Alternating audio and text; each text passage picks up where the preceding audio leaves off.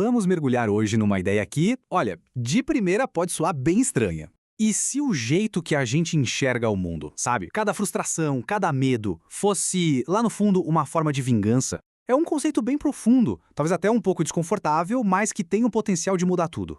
Mas antes da gente seguir, um ponto super importante. A ideia aqui não é de jeito nenhum apontar dedos ou gerar culpa. Pelo contrário, é só um convite para a gente olhar de um jeito novo para o funcionamento da nossa própria mente. Então vamos lá. Para começar a desenrolar esse novelo, a gente precisa entender a ideia principal.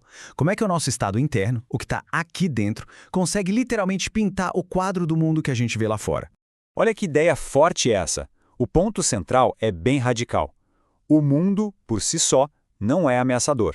A ameaça que a gente sente não vem de fora, não. Ela é uma projeção dos nossos próprios pensamentos de ataque. Pensa só, se eu guardo uma raiva, uma mágoa de alguma coisa, é quase certo que eu vou começar a ver o mundo através dessa lente. O que está dentro acaba colorindo tudo que está fora. Ok, a ideia é essa. Mas como é que isso acontece na prática? Como é que um pensamento aqui dentro se transforma na realidade que a gente vive, que a gente sente? Vamos dar uma olhada no mecanismo por trás dessa projeção. O que é fascinante aqui é ver como uma coisa leva a outra, sabe? É um ciclo que se alimenta sozinho. Começa com uma raiva, às vezes nem percebida, dentro da mente. Em vez de lidar com ela, a mente faz o quê? Joga pra fora, projeta no mundo. De repente, o mundo parece um lugar hostil. E aí vem o passo final. A gente usa essa percepção para justificar nosso próprio ataque, que pode ser uma palavra dura, uma crítica, como se fosse só autodefesa. E pronto, o ciclo recomeça. E é bem aí que a ilusão fica mais forte. Porque quando a gente ataca, seja com palavras, com julgamentos ou até com silêncio, a sensação é de que estamos nos defendendo, sabe? Levantando um muro para nos proteger. Certo, a gente entendeu o problema. Esse ciclo que não para de gerar. Mas se tudo isso é uma ilusão, uma armadilha da mente, como é que a gente sai dela? Pois é aqui que vem a boa notícia. Existe um caminho. Olha só que ironia. De um lado está a ilusão. A gente acredita que atacar nos protege, que cria uma armadura. Mas a realidade, como o material aponta, é o oposto. Cada ataque, na verdade, só reforça o medo que a gente estava tentando evitar. Atacar nunca traz segurança, só mais do mesmo.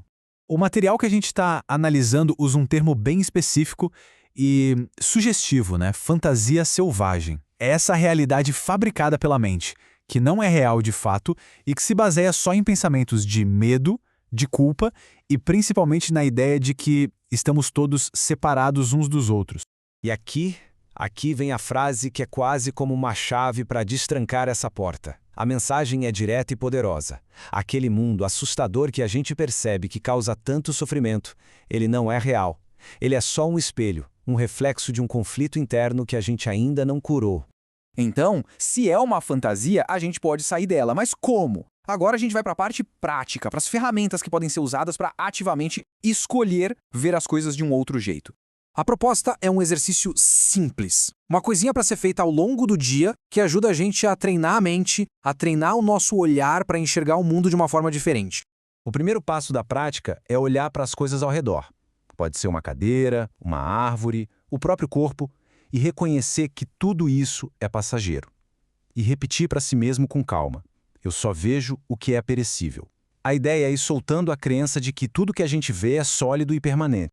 O segundo passo aprofunda um pouco mais isso. Olhando ao redor, a gente percebe que não só as coisas mudam, mas que nada, absolutamente nada do que os olhos físicos veem dura para sempre. Então, a gente afirma, eu não vejo nada que vá durar. É um treino para olhar além da forma. Agora vem a terceira afirmação, que costuma ser a mais desafiadora. Se tudo passa e nada dura, o que isso diz sobre a realidade dessas coisas? Aqui, a prática convida a gente a considerar o que eu vejo não é real. Não no sentido de que não existe, mas de que não é a verdade com V maiúsculo. É uma aparência, uma forma passageira. E, finalmente, a gente chega na afirmação central. Se o mundo que eu vejo é passageiro e é um reflexo da minha mente, então todo o medo e a ameaça que eu vejo nele só podem ser uma projeção da minha própria raiva interna. O que eu vejo é uma forma de vingança. O objetivo aqui é só reconhecer, sem culpa, que o mundo que vemos é um espelho. E essa prática toda nos leva a essa pergunta. E que pergunta, hein? É este o mundo que eu realmente quero ver?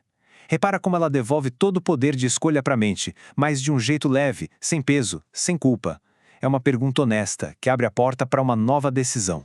E essa talvez seja a garantia mais importante de todas. Se a gente se reconhece nesse padrão de ver o mundo ameaçador, é fundamental entender: isso não é uma falha de caráter, não é um erro moral, é só um sinal, um chamado para cura, que vem da nossa própria mente.